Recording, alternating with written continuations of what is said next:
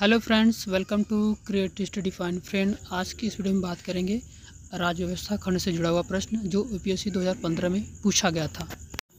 ये रहा आपके सामने पहला प्रश्न। भारत के संविधान में 5वीं अनुसूची और 6ठी अनुसूची के उपबंध निम्नलिखित में से किस लिए किए गए हैं? ऑप्शन ए, अनुसूचित जनजाति के हितों के संरक्षण के लिए। ऑप्शन बी, राज्यों के बीच सीमाओं के निर्धारण के लिए। ऑप्शन सी, पंचायतों की शक्तियों, प्राधिकारों और उत्तरदायित्वों के निर्धारण के लिए।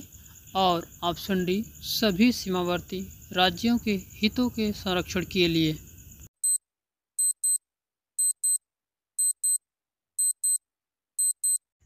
इसका सही जवाब है ऑप्शन ए, अनुसूचित जनजातियों के हितों के संरक्षण के लिए। ये रहा आपके सामने दूसरा प्रश्न।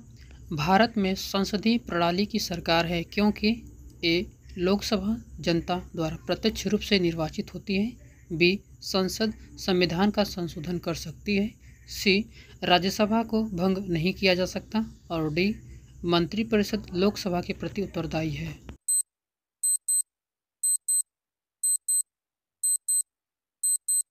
इसका सही जवाब है ऑप्शन डी, मंत्रिपरिषद लोकसभा के प्रति उत्तरदायी है। ये रहा आपके सामने तीसरा प्रश्न। भारत के संविधान में कल्याणकारी राज्य का आदर्श किसमें प्रतिष्ठापित है? ऑप्शन ए, उद्देशिका। ऑप्शन बी, राज्य के नीति के निर्देशक तत्व। सी, मूल अधिकार। और डी, 7वीं अनुसूची।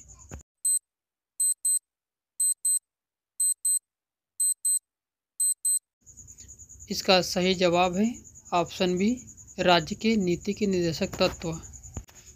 ये रहा आपके सामने चौथा प्रश्न। निम्नलिखित कथनों पर विचार कीजिए। एक, भारत में किसी राज्य की विधान परिषद आकार में उस राज्य की विधानसभा के आधे से अधिक बड़ी हो सकती है। दो, किसी राज्य का राज्यपाल उस राज्य की विधान परिषद के सभापति को नाम निर्देशित करता है। उपर्युक्त कथनों में से कौन सा या से सही है या है? ए, केवल एक। बी, केवल दो। सी, एक और दो दोनों। डी, न तो एक और नहीं दो।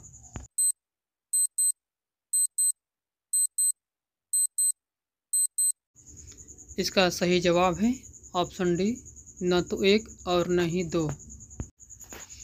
ये रहा आपके सामने पांचवा प्रश्न। पंचायती राज व्यवस्था का मूल उद्देश्य क्या सुनिश्चित करता है? एक, विकास में जन भागीदारी। दो, राजनीतिक जवाबदेही। तीन, लोकतांत्रिक विकेंद्रीकरण। चार, वित्तीय संग्रहण यानी फाइनेंशियल मोबिलाइजेशन।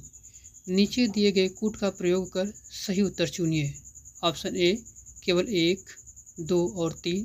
बी, केवल दो और चार। सी, केवल एक और तीन। और डी, एक, दो, तीन और चार।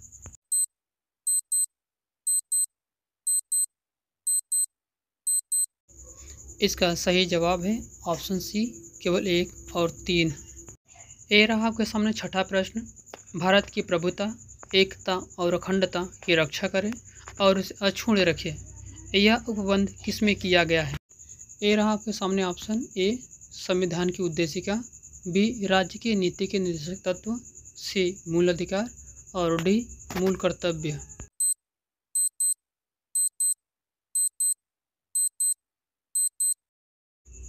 इसका सही जवाब है ऑप्शन डी, मूल कर्तव्य। ये रहा आपके सामने सातवां प्रश्न। हाल ही में निम्नलिखित में से किस एक भाषा को शास्त्रीय भाषा यानी क्लासिकल लैंग्वेज का दर्जा दिया गया है? ऑप्शन है आपके सामने ए, उड़िया। बी, कोंकणी।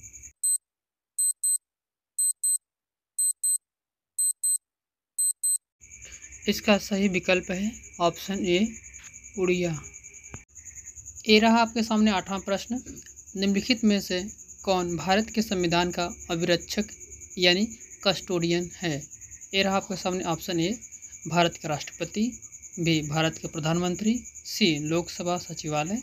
और डी, भारत का उच्चतम न्यायालय।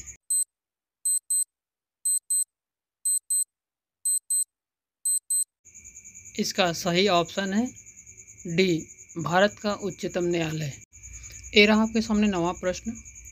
संघ की सरकार यानी यूनियन गवर्नमेंट के संदर्भ में निम्नलिखित कथनों पर विचार कीजिए। 1.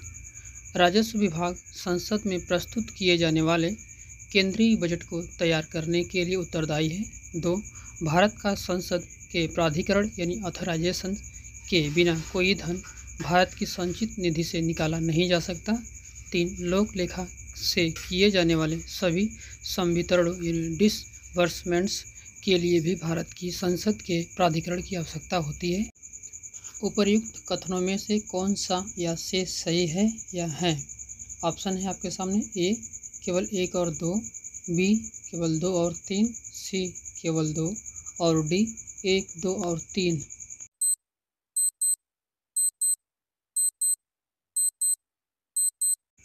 इसका सही जवाब है ऑप्शन सी केवल 2। ये रहा आपके सामने 10वां प्रश्न। निम्नलिखित कथनों पर विचार कीजिए। 1. भारतीय संघ की कार्यपालिका शक्ति प्रधानमंत्री में निहित है। 2. प्रधानमंत्री सिविल सेवा बोर्ड का पदेन अध्यक्ष होता है। उपर्युक्त कथनों में से कौन सा या से सही है या है? ये रहा आपके सामने ऑप्शन। ए केवल 1, बी केवल 2, सी 1 और 2 दोनों और डी न तो 1 और न ही 2।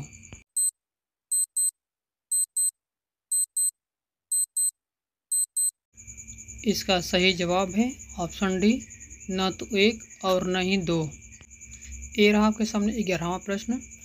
जब संसद के दोनों सदनों की संयुक्त बैठक में कोई विधेयक निर्दिष्ट या रेफर किया जाता है तो इसे किसके द्वारा पारित किया जाना होता है? ये रहा आपके सामने ऑप्शन। ए उपस्थित तथा मत देने वाले सदस्यों का साधारण बहुमत।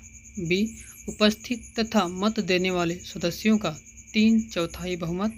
सी सदनों का 2/3 बहुमत और डी सदनों का पूर्ण बहुमत।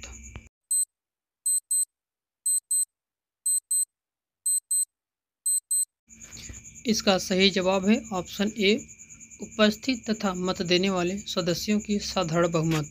ये रहा आपके सामने 12वां प्रश्न। निम्नलिखित कथनों पर विचार कीजिए। 1.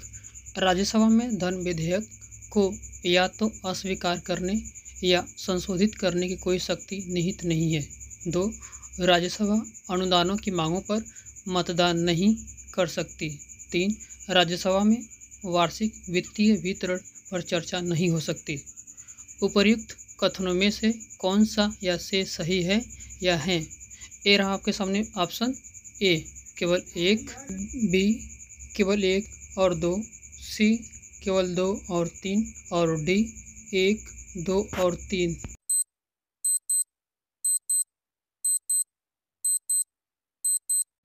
इसका सही जवाब है ऑप्शन बी केवल 1 और 2। ये रहा आपके सामने 13वां प्रश्न। राज्य के नीति के निर्देशक तत्वों के बारे में निम्नलिखित कथनों पर विचार कीजिए। 1. ये तत्व देश के सामाजिक आर्थिक लोकतंत्र की व्याख्या करते हैं। 2. इन तत्वों में अंतर्विष्ट संबंध किसी न्यायालय द्वारा परिवर्तनीय यानी एनफोर्सिबल नहीं है। उपर्युक्त कथनों में से कौन सा या से सही है या है? ए रहा आपके सामने ऑप्शन। ए केवल 1, बी केवल 2, सी 1 और 2 दोनों, डी न तो 1 और न ही 2।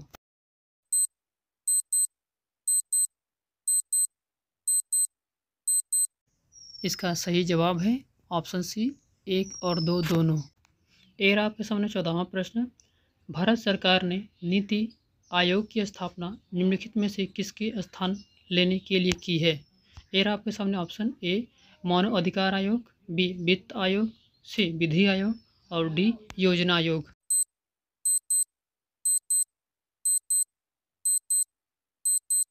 इसका सही जवाब है ऑप्शन डी योजना आयोग।